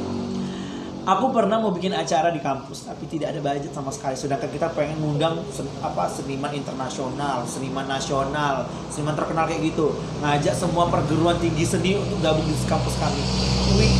Kita nggak punya budget. Gitu. Kita nggak punya budget. Tahu nggak kita apa yang kita lakukan? Kita ngamen berhari-hari selama berbulan-bulan. Ya bagi orang di sini ngamen kan kayak yang hal yang disepelekan banget ya. Benar. Padahal beruntungnya Yogyakarta itu lahir, seniman besar itu lahir dari ngamen gitu. Seniman besar itu lahir dari jalan-jalanan kayak gitu. Jadi makanya di sana tuh terkenal sama pertunjukan jalanan. Kita sering pentas di jalanan kayak gitu. Buat ambil dana acara itu. Dan semua kampus seperti itu. Tapi berarti bukan kampus yang bukan kampus aku doang, tapi yang menjadi berbeda adalah tampilannya. Kalau mereka mungkin menyanyi atau mereka cuma bilang jual-jual bunga, kalau kami bikin pertunjukan lucu-lucuan, dandan aneh-anehan, coret-coret muka, terus urat malu itu, ya udahlah sanalah dulu, pergilah dulu urat malu tuh, nggak usah ada dulu kayak gitu. Dan itu kita bisa bikin acara segede itu dengan dana hampir mau 100 juta. Dengan ngamen? Dengan ngamen. Sama berapa lama? Ya berbulan-bulan kayak gitu, kita nggak tahu dapat dari mana. Ada aja yang sponsornya, ada yang sponsorin hotel, ada yang sponsorin transportasi, ada yang sponsorin ini apa segala macam, dan akhirnya jadi acara itu. Dan itu menurut aku itu hal yang nggak pernah aku lupakan. Karena apa? Berkarya itu nggak butuh duit kan, butuh duit tapi nggak mesti kita punya duit dulu baru berkarya. Itu yang aku aminin. Karena apa? Relasi, pertemanan itu berarti banget. Koneksi kayak gitu, apa segala macam, banyak yang bantu. Kayak aku kemarin punya kenalan, dia orang hotel, tadi aku bilang sponsorin hotel. Itu karena dia cuma ngefans nengok kita nari. Dia nengok kamu anak muda nari, aku senang nengok lookmu, apa segala macam, penampilanmu. Aku support semua seniman hebatnya di hotelmu. Wow, jadi kalian akhirnya pun dapat job juga. Iya, dan akhirnya kayak gitu. Kita dapat support dari mana-mana. Kita nandoin dosen, bikin apa? List nama dosen. Ayo, kan gengsi-gengsian jadinya kasih nama dosen. Terus mereka kan, aduh yang satu kasih 1 juta, masa gue nggak 1 juta gitu. Nandoin dosen kayak gitu, karena memang nggak ada bantuan dari ini. Terus kita bikin aturan, karena aku kan himpunan mahasiswa jurusan gitu kan, hima gitu kan, hima jurusan gitu. Terus kita suruh satu angkatan gitu, semua kita anak tari iuran kayak gitu. Jadi ya dari kita untuk kita. Setelah dari kita, kakak tahu nggak apa yang terjadi? Adik-adik tingkat kami tidak perlu mengamen lagi karena apa? Kampus sudah mengakui acara ini acara bagus dan baik, dan mulai tahun depan kami yang bakal danain. Wow. Jadi adik-adik kita udah nerima hasil dari kita kan. Jadi tapi pelopor di awal, yang penggiat di awal yang mau mati-matian siapa? Nah itu yang nggak ada. Nah menurut aku nggak bisa bilang aku harus begitu ya, karena aku masih belum tahu nih kelanjutannya di mana di Tanjung Pinang akunya. Gitu. Itu yang harus kita sadari. Siapa nih yang mau pelopor? Ya kayak teman-teman berdua, ya udah menjadi pelopor menurut aku. Ini kan membuka wacana untuk teman-teman tahu loh pola pikir lain lagi, sudut pandang yang lain lagi. Iya kan, kayak aku bilang, Wan, kita dicuci, Wan. Udahlah orang awam dicuci. Tapi wah, luar biasa loh. Seneng loh aku ngobrol. Aku juga seneng. Aku seneng kalau diajakin ngobrol. Oke, pertanyaan berikutnya. Asik. Aku seneng nih kalau ada pertanyaan. Sombong boleh lah ya. Sombong boleh asalkan ada kualitas. Oke. Sombong boleh asalkan bisa bertanggung jawab. Ya pasti bertanggung jawab udah dilakukan kok. Negara yang pernah kamu datangin, kesempatan yang kamu dapat untuk pergi show menari, udah pernah ke negara mana aja? Ke negara itu tuh buat show, buat mentas gitu. Terserah lah mau diajakin sama kampus Disebutin semua. Nggak, iya negaranya aja. Apa lah misalnya? Ini kayak tadi ente bilang Rusia, kita juga kaget. Hah, ente udah pernah ke Rusia? Kaget aja. Rusia aku pernah tuh kan di Moskow sama Saint Petersburg. Itu di Rusia, Saint Petersburg. Iya, Saint Petersburg itu di Rusia. Itu kayak ibu kota lamanya. Ibu kota barunya kan Moskow. Itu. Terus kalau yang deket-deket tuh yang Myanmar, Thailand, Malaysia, Singapura. Terus mana lagi? Pernah ke Jepang tapi nggak pentas ya kayak gitu. Tapi berkegiatan seni gitu. Terus kalau Amerika tuh itu Arizona itu Tapi yang paling berkesan tau nggak kemana? Kemana? Los Angeles. Itu aku kayak aku lagi di film ya nih kayak gitu, ke Hollywood gitu. Itu yang paling ini sih. Karena apa yang untuk dapatin itu tuh aku tuh benar-benar berjuang sendiri. Ke LA ngapain? Sebenarnya berkesenian ya, workshop. Oh, workshop itu. Jadi itu tuh aku double tuh Kak. Aku ke Los Angeles beberapa minggu di Los Angeles, baru aku langsung ke Arizona lagi acara selanjutnya. Dengan program yang sama ya. Karena kan visa kan susah ya. Benar. Visa Iya. Amerika kan susah, jadi programnya didempetin. Biar apa? Biar nggak capek ngurusin visa. Gitu. Los Angeles sih paling berkesan. Kalau ditanya di sana ngapain, seharusnya workshop. Tapi ternyata selama berminggu-minggu di sana itu aku workshopnya cuma 3 hari, selebihnya jalan-jalan. Jalan-jalan sama belajar budaya orang sana. Dan itu semua gratis. Free dong. Oh berarti dari sebanyak negara itu maksudnya Kamu nggak pernah ngeluarin duit enggak. sendiri gitu? Iya, Enggak iya. lah, gila. Ngapain keluarin duit kalau keluar duit juga? Wan, besok kita nari. Kalau Dari keluarin kemarin nih ya, gitu. kalau keluarin duit juga, ya udah nabung aja terus keluar negeri. Iya kan? Semua orang bisa, tapi keluar negeri tanpa embel-embel duit pribadi belum tentu semua bisa. Kamu juga bisa, jual aja hartamu sekarang semuanya bisa kan keluar negeri. Tapi kalau untuk gratis, free apa segala macam kan, itu yang maksudnya prestisnya tuh di situ tuh. Oke, kalau untuk di Indonesia sendiri, pulau atau misalnya daerah yang belum pernah kamu injak dan kamu pengen injak Papua. untuk berkarya? Papua. Oh, belum pernah nyampe Aku sana? pernah gagal ke Papua soalnya. Oh. Papua pengen banget. Kalau yang pentas tuh. Hah? Waktu itu gagal mau acara. Gagal ya? pentas, gagal pentas. Kenapa? Rusuh di Papua. Tahun berapa tuh? Aku masih S1 kayaknya. Aku semester berapa? Aku 2017 kali ya, 16 kayaknya 16. Papua rusuh jadi nggak jadi ke sana, jadi ditutup kegiatannya. Wan, kamu mau nanya apa? Buka aja contekan nggak apa-apa. Sambil aku nanya yang lain, kamu buka contekan gitu. Oke, sekarang pertanyaan awam. Orang-orang awam lah, masih kayak Eke ya, Nek. Kayak pertanyaan orang awam. Menurut kamu dari seluruh jenis atau bentuk tari yang ada di Indonesia, tari daerah, yang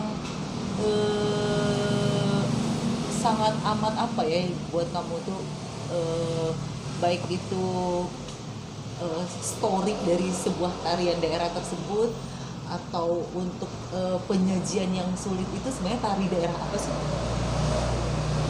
Selama aku belajar ya? Ya, Selama aku belajar, sepengalaman kamu lah. sepengalaman aku.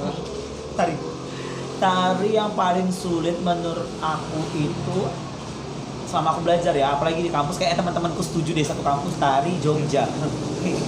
Tari klasik gaya Yogyakarta. Sekalipun aku pernah menarikannya di keraton, salah juga. Ada salahnya. Iya. Susah banget. Itu tuh kayak yang sorry, kayak yang di TV itu yang sorry maksudnya maaf kalau misalnya penyampaian aku salah. Yang memang gerakannya yang lama Lambat. gitu ya. Oh ya. Karena gini Kak, kenapa itu menjadi susah? Karena kita dengan orang Sumatera yang lebih bertempo cepat, dengan kita yang lebih speak up, kan maksudnya lokal jenis itu mencerminkan kesenian kita sebenarnya. Oke. Kita orangnya tipenya kita belak-belakan. Kita orangnya speak up banget, dan di rumah juga kita bisa ngomong frontal gitu kan, ya kan? Budaya kita kayak gitu. Tapi kan di daerah Jawa, apalagi daerah keraton kan nggak seperti itu. Nggak seperti itu. Jadi akhirnya punya aturan tersendiri yang memang kan. Cuman kalau aku sih sangat suka, tapi walaupun itu susah, aku suka banget tari Jogja. Tantangan ya. Tantangan, dan menurut aku dapat momen bagaimana aku bisa mengolah rasa di dalam. Apa? Mengolah rasa di dalam hati loh. Jadi kita mengolah rasanya tuh lebih untuk tenang, sabar. Itu tuh akhirnya bisa terolah gitu. Oh, dengan karakter kita dengan di sini. dengan karakter kita di situ. Dan jauh Dengan beda tuh, dari ya. tariannya, karena tariannya harus sabar. Kalau nggak sabar memang nggak bisa. Orang nggak sabar nggak bisa nari ini. Cari Jogja Nari itu. Jogja itu, kalau menurut aku ya, harus seleh, tenang kayak gitu. Apa seleh? Seleh. Apa tuh? Seleh itu kayak yang diletakkan tuh loh, ditaruh gitu. Itu bahasa Jawa. Kan bodoh kan aku nggak tahu. Iya, Oh, jadi oke. kayak tantangan aja sih buat kita buat belajar budayanya mereka. Susah sih. Walaupun aku suka tari Jawa, Jogja itu, tapi itu susah. Dan mereka juga sangat menjunjung banget budayanya. Jadi akhirnya kita standarnya tinggi. Karena apa? Karena masih ada keraton yang sangat menaungi si kesenian. Jadi benar-benar tari Jogja itu sangat terjaga. Wan, mau nanya apa? Apa ya? Bang Boy mau coba nari? Jahat lo aku. Nes mau nanya apa? Nanya apa? Nanya ke diri aku sendiri.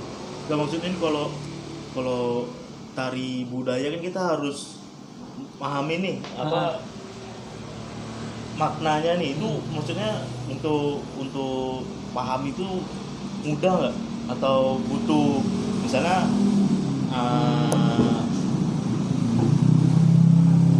apa ya, sebulan lagi nih kita pentas, maksudnya itu dalam waktu sebulan sebelum pentas itu kita cukup nggak untuk maknai maksud tari itu kan, karena kalau nari sekedar Nari gini doang aja kan maksudnya ibaratnya dari segi bentuknya Menjiwai. mungkin bisa dihafalin gitu kan, penjiwaannya. penjiwaannya gitu.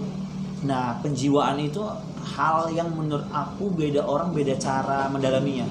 Karena aku nggak bisa ngontrol perasaanmu ya. Benar. Aku juga nggak bisa ngontrol bagaimana kamu harus menimbulkan rasa itu, karena itu kan balik ke diri masing-masing. Nah, kalau aku pribadi sih memang untuk bisa mudah mengolah rasa itu harus ngalamin dulu secara dalam ya. Kamu harus pernah ngerasain sedih mendalam, bahagia mendalam, yang semua serba mendalam tuh loh. Jadi ketika kamu dimunculin itu mudah. Kayak gitu. Itu yang sebenarnya nggak bisa itu nggak bisa diajarin, karena juga ada orang yang kalau di tari itu ada namanya, kalau orang Bali itu percaya adanya taksu. Taksu itu aura seseorang. Jadi memang ada orang yang punya aura kuat. Jadi ketika dia menari, dia merasa dia tidak terlalu berlebihan untuk mengeluarkan itu, tapi rasanya udah nampak. Tapi ada orang yang dia harus belajar lebih untuk dapatin itu. Nah, belajar itu yang menurut aku nggak bisa diajarkan, karena itu udah bawaan ke dirinya masing-masing. Nah, kalau kayak aku orangnya tipenya, aku tuh sangat mudah mengekspresikan rasa sedih. Oke. Kalau dari apa, nari ini kan ada nari yang bahagia, ada yang sedih. Ya, ibaratnya ada rasa yang Ada disampaikan rasa. kan. Aku mengungkapkan rasa bahagia pun dengan kesedihan, terharu kayak gitu. Jadi aku memang orangnya agak ke arah yang sebelah sana tuh, kesedih-sedihan kayak gitu, ke hal yang fokus kayak gitu, aku segala macam. Lebih ke sana. Selama kamu berada di Tanjung Pinang, yang kamu lihat dari lingkungan sosial kamu di Tanjung Pinang atau teman-teman terdekat atau sepenilaian kamu lah gitu, untuk seni, untuk tari sendiri sih di Tanjung Pinang buat kamu gimana? Ini lingkungannya, perkembangannya, serahlah itu mau dari sudut pandang apa. Kalau menurut aku ini udah jadi rahasia umum sih. Untuk teman-teman sebenarnya sangat bergerak ya, sudah mulai bergerak, mulai ada pergerakan ke dunia tari yang tidak lagi melulu itu aja wujudnya. Wujudnya itu aja maksudnya? Tari tradisi saja, Nari tari gitu kreasi aja. aja. Udah mulai ke arah misalnya K-pop udah ada, anak-anak street dance sudah ada, terus ke arah-arah kontemporeran, karya-karya inovatif kayak gitu tuh udah ada. Jadi menurut aku sebenarnya sudah ada, orang-orangnya sudah ada yang di bidang-bidang itu, perkembangannya udah ada. Tapi menurut aku untuk bisa untuk bisa berkembang itu tuh kita kan harus upgrade ya. Kita gimana mau berkembang sedangkan kita nggak tahu apa yang lagi hits, apa yang kita belum dapatin, apa yang belum kita sampai kayak gitu kan, kayak gitu. Jadi itu yang menurut aku yang harus harus disadarin sama teman-teman untuk bisa ngupgrade terus. Tapi sebenarnya perkembangannya udah mulai ada, tapi ya itu balik lagi untuk ibaratnya untuk sistem yang sudah ada. Aku nggak bisa bilang sistem salah ya, karena menurut aku ya kemampuan kita memang masih di situ kayak gitu. Ibaratnya pemahaman kita masih di situ. Nah, aku cuman saran berusaha untuk melihat keluar. Ataupun gini, kalau aku punya perumpamaan gini, untuk melihat isi di dalam kotak, terkadang kita buta kalau kita melihat dari dalamnya sendiri. Jadi kita harus pergi dulu keluar, baru kita nengok ke dalam apa yang kita mau nengok gitu. Jadi kita bisa menilai sesuatu itu nunggu kita. Contoh deh, kalau kamu jadi diri kamu sendiri dan menilai dirimu, itu pasti sulit. Tapi kalau mau coba, kamu tinggalin dulu dirimu, baru kamu cek lagi dirimu kenapa, kayak gitu. Baru kita bisa kenalikan diri kita ini maunya apa sih. Jadi lebih mengenali, itu yang aku bilang, jarak itu mengajarkan banyak hal. Jadi coba kasih jarak dulu, baru kamu nengok lagi ke dalam. Makanya kita butuh, kenapa kita butuh pandangan orang lain? Karena kita butuh dikoreksi. Karena terkadang kita melihat apa yang kita lihat itu secara sudut pandang kita doang, kita nganggapnya benar. Gitu. Jadi kadang-kadang kita nggak mau nengok kemungkinan lain yang mungkin kita juga salah, kita kurang tepat. Kalau aku tipenya, kalau aku tuh sangat ingin sebenarnya siapa sih yang pengen dikritik pedas gitu? Siapa sih pengen disalahin? Nggak ada yang pengen kan. Tapi kalau kita sadar kita untuk merubah ke arah yang baik, terimalah. Itu secara personal atau kelompok ya, Iya. untuk bidang tari ya. Berarti kita harus menerima. Balik lagi, kita anti kritik tidak gitu. Kalau kita udah anti kritik, ya sudahlah, cukup sekian dan terima kasih. Kayak gitu.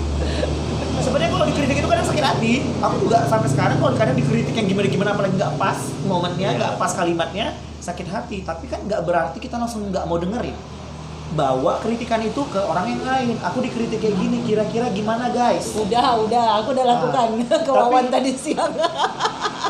Tapi kalau masih juga orang juga ngasih sesuatu dan feedbacknya sama dengan yang kritikan ini atau menambah kritikan ini lagi, berarti kita yang harus berbenah. Kalau cuman 1-2 orang yang mungkin berpikiran seperti itu, berarti mungkin itu bisa jadi salah.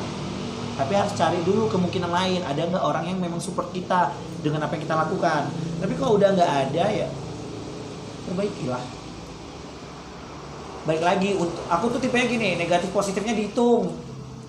Aku tuh suka ngitung banyak positifnya atau negatifnya, beruntungnya gimana. Terus balik lagi berkaca, aku tuh panggilannya apa? Oh, aku lebih suka mengedukasi. Ya udah aku tinggalin yang ini, aku lebih kesini. Ya baik lagi, kenalin diri penting. Oke. Next, tadi kamu ada bilang adalah stigma laki-laki penari. Nah, sok mangga. Buat kalian ya. Apa sih? Jadi gini, apa ya, dulu pada saat itu aku bersyukurnya aku dapat keluarga yang sangat open mind dengan bidang yang aku geluti. Tidak ada penolakan, tidak ada apa ya, pertimbangan banyak hal. Mereka selalu support apapun itu, gitu. Demokratis lah ya. Karena mamaku tipenya nggak suka maksa, tapi dia lebih kayak yang apa yang kamu mau silakan, kayak gitu. Tapi ingat tanggung jawab, kayak gitu, tanggung jawab kayak gitu. Tapi kan apa ya, ada pressure dari orang luar, tekanan-tekanan dari orang luar selalu bilang gini, Rinas tuh kan pintar, Rinas tuh kan juara umum, ngapain kok sekolahin seni, ngapain dia jadi penari, mau jadi apa, kayak gitu-gitu kan. Mau jadi apa segala macam. Akhirnya mama tuh kan sebagai orang tua, berikutnya. sebagai orang tua pasti goyang. Aku langsung, iya, orang tua aku goyang waktu aku awal kuliah tuh. Tapi dia nggak berani ngomong sama aku karena dia kayak ngerasa gimana ya ke anak gitu kan, gitu. Terus aku bilang, maaf pak, aku bakal buktiin kok aku bisa, walaupun aku bukan menjadi orang yang sukses, tapi aku bisa menjadi orang yang menjadi sesuatu lah ibaratnya. Sesuatu ini dalam bentuk apa nggak tahu, tapi aku bisa jadi sesuatu. Dan aku bakal nggak menjadi orang yang merugi. Ibaratnya cuma sisi negatifnya aja ada gitu. Positifnya itu nggak ada sama sekali.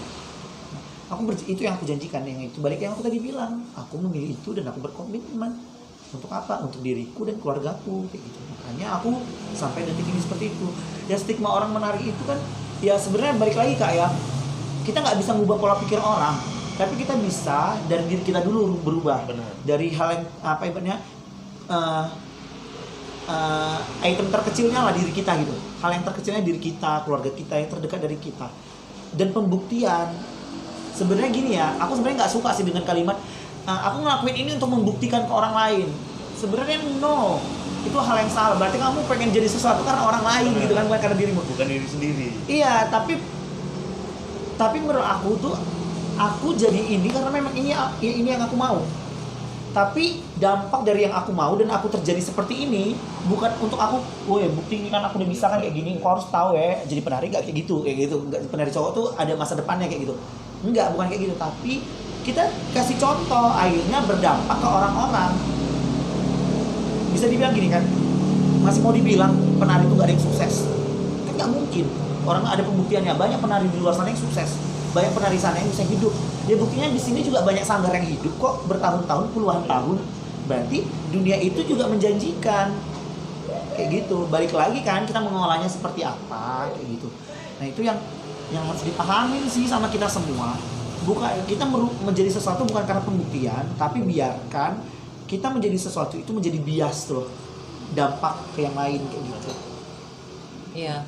Kalau dia tujuannya pengen buktiin biar aku keren, biar aku napa, suatu saat tidak ada lagi tuntutan, kamu nggak akan membuktikan apapun, kamu nggak akan berusaha menjadi sesuatu lagi.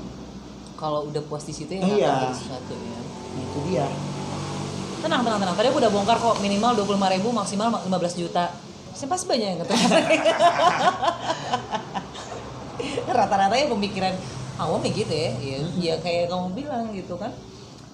Emang penari bisa hidup apa enggak sih? Makanya dia aku penasaran nanya gitu sebenarnya bisa menghidupkan apa enggak ya. Tapi dengan kamu cerita bahwa selama menuju S1 kamu bisa membiayakan kuliah kamu sendiri, nggak kamu kalau kamu nggak minta nggak akan ditransfer, ya itu luar biasa. Tapi aku juga bisa bilang ini tidak menjadi jaminan ya. Betul. Ini tidak menjadi jaminan kamu bakal seperti aku atau enggak, dan nggak menjadi jaminan seumur hidup bakal ada job. Balik kan? Itu banyak pertimbangan. Jadi menurut aku tuh orang-orang yang hidup di dunia seni itu orang-orang yang berani berjuang aja sih. Kalau nggak berani berjuang mau tenang-tenang aja, nggak usah deh ngambil yang lain aja gitu. Ngambil yang lain aja. Kalau mau berjuang apa segala macam pasti dapat lebih. Aku percaya. Iyalah udah ada buktinya dong. Aku percaya itu sih, kalau kamu berjuang pasti ada. Karena aku juga punya banyak, ibaratnya sebenarnya balik lagi sih, kalau kita bilang ini nggak menjadi jaminan, kenapa? Karena kita juga menghargai seni juga kurang. Coba satu Indonesia menghargai seni menjadi jaminan hidup yang kuat. Makanya jangan ada tuh kalau ngejob sama orang harga kawan, ya. Harga kawan memang menghancurkan gitu. Menghancurkan usaha kawan. Oh, Seharusnya kalau kawan, anak desain lagi curhat. seharusnya kalau harga kawan malah lebih tinggi kan. Betul, lebih apresiasi respect lah ya awalnya. Karena dia Sebenarnya tahu kalau aku apa- tergantung ini kegiatan apa. Kalau kegiatan ini berbudget, ya kamu harus menghargai kita secara profesional. Karena ini bukan hobi. Balik lagi, kalau ini hobi, mungkin kamu bisa anggap ya dia kan cuma pas senangnya aja dikerjain kayak gitu. Tapi kalau ini udah menjadi kayak kehidupan profesional kami, profesionalitas kerja, ya kan nggak mungkin. Ibaratnya gini deh, aku disuruh garap karya nih, biar sebulan. Kamu bilang harga kawan, berarti kamu menghargai kerja keras aku 1 bulan itu dengan harga kawan yang kamu turunin harganya. Coba deh kamu kerja jadi bisnismen nggak jelas ya, gajinya kan tergantung income ya. Kerjanya apa yang takut PNS deh, kamu PNS gajinya berapa juta sebulan. Coba aku bilang, apa kamu bulan ini bantu aku kerja ya, nggak usah gaji PNS, gimana? Mau nggak? Ya nggak mau lah mereka. Nggak mau kan, makanya itu sama kami karena itu kerja profesionalitas kami. Jadi itu sih biar apa, jadi edukasi sih. Kecuali Nes apa aku punya proyek kan nggak ada dananya, ya ayo nggak masalah. Tapi kalau udah berdana, ada budget, tolonglah jangan harga kawan. Betul. Baik lagi, karena aku masih menerima Kak, aku masih menerima pentas sambatan itu kayak tolong menolong kayak gitu, aku masih menerima. Tapi balik lagi acara apa. Tapi kalau udah acaranya Charity game, kalau udah acaranya profit dan kepentingan pribadimu, no, bayar. Iya dong kayak gitu. Kalau semua kawan gratis, besok aku nggak makan, teman kasih makan nggak kayak gitu? Ya enggak lah. Enggak kan? Cepet kan aku jawab, ya enggak lah. Enggak lah. Gitu sih. Wah, seru ya. Aku juga merasa seru. Bukan, maksudnya apa ya? Ternyata memang butuh disiplin yang tinggi. Iya. Atas pilihan. Apa ya? Responsibility juga gitu. Dan akhirnya memang bisa menghasilkan sesuatu. Dan kamu memang membuktikan. It's a great. Sama ada satu hal yang membuat aku semakin yakin akan dunia ini yang aku geluti. Biasalah masa-masa lulus dari S1 mendapat gelar, lulus S2 mendapat gelar itu masa-masa yang mulai aku jadi apa, gitu kan. Oke. Aku harus menjadi apa, padahal kalau dipikir-pikir ya aku maksudnya ibaratnya ada kegiatan, ada bisa mencari masukan kayak gitu, ada berkarya produktif gitu. Kalau dipikir-pikir ada terus, tapi kan tetap ya gelar ini menjadi beban sebenarnya. Kalau kalian habis dapat gelar kalian nggak jadi beban, aku rasa kalian nggak memaknai gelar kalian itu. Kalau aku beban banget parah, apalagi pas S2 aku sampai kayak stres gitu kayak gila. Masa? Iya, Kenapa? aku sampai karena aku mau bawa ini kemana, aku bisa jadikan ini apa. Tapi ternyata dengan aku seperti ini aja, aku bisa bilang loh, aku karena menempuh kuliah makanya aku bisa begini kayak gitu. Maksudnya pola pikir ya. Terus aku bisa sharing ke teman-teman, jadi apa pandangan baru untuk teman-teman karena aku kuliah. Ya aku bisa bilang ini kenapa dampak S2 aku. Jadi aku akhirnya menyadari itu. Nah, apa aku mau bilangnya? Ya distrak. Distrak gara-gara pick up itu. Pokoknya kelapa lagi.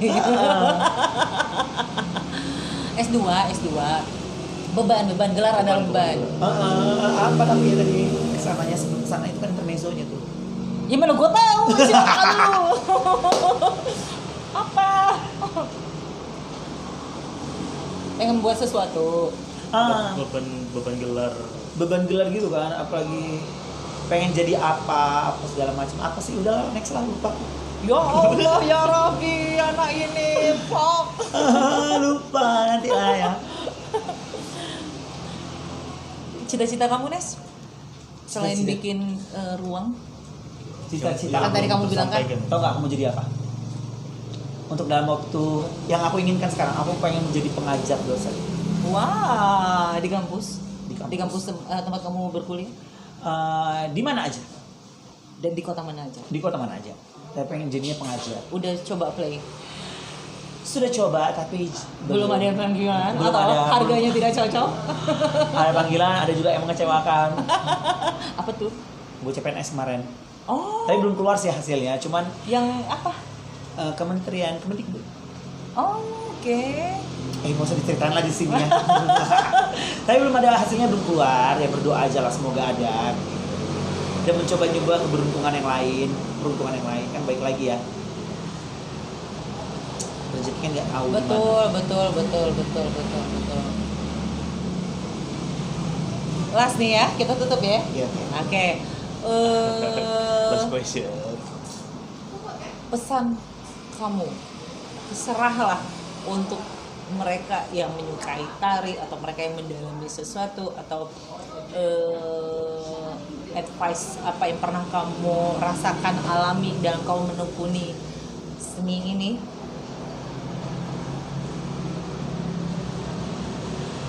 Pesan aku tuh untuk teman-teman yang muda ya, teman-teman muda yang ingin berkembang, mengeksplorasi diri.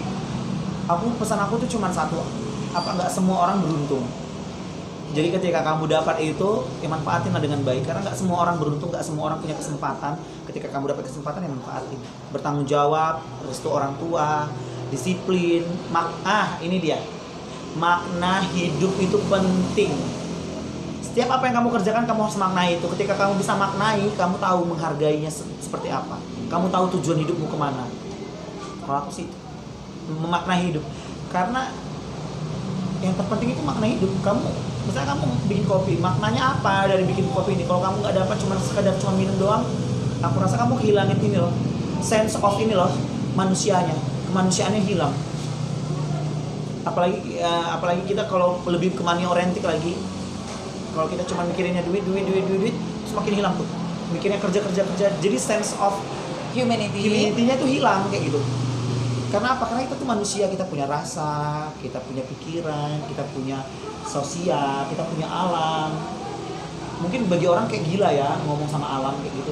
Oh enggak, aku pernah tapi kita sama semuanya ini, kita tuh kelindan. Kita tuh di bumi ini, semua yang terjadi di bumi itu tuh kelindan. Kita tuh berhubungan sama apa ya? Kelindan itu inilah terkoneksi semuanya, satu sama lain itu berhubungan. Semuanya itu kita mau bilang sosiologi, jurusan sebenarnya kan gini, adanya jurusan itu karena institusi. Ya. Tapi kalau nggak ada institusi, semua itu berkaitan. Ya. Ya, semua itu berkaitan. Jadi sebenarnya kita tuh satu sama lain itu berkaitan. Ketika aku berkesenian, walaupun aku seni tari, misalnya kamu anak ekonomi atau anak matematika, ini bisa berhubungan. Ini bisa berhubungan, sangat bisa berhubungan. Karena apa? Semua yang segala sesuatu di dunia ini berhubungan. Makanya terkoneksilah dengan semuanya. Wah. Wah. Terima kasih Nes. Sudah banyak mencuci otak hari ini. Wawan, besok jadi penari kita Wan. Harus dong. Enggak, kemarin kita ada ospek sama pedagang kaki lima. ngobrol Wan, besok kita jadi tukang jual, besok kita jual sarapan Wan, besok kita jual nasi goreng. Ngomong sama Ines, Wan, besok kita jadi penari.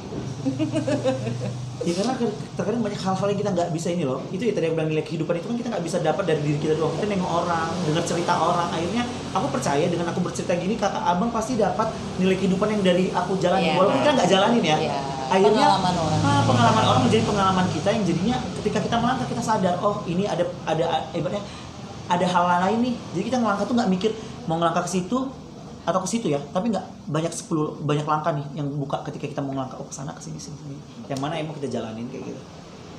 Semakin banyak kemungkinan, semakin banyak yang kita explore. Yes. Terima kasih banyak ya Nes ya. Sama-sama, aku makasih juga lo udah diundang. Makasih waktunya. Banyak sekali lah pokoknya manfaat yang kami dapatkan hari ini. Kapan lagi ada tamu yang bikin kami bengong.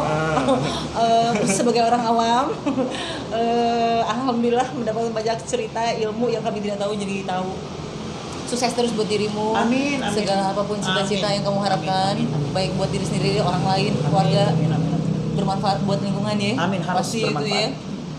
Thank you Nes. Mas dulu lah, biar nggak slack. Bye. Bye.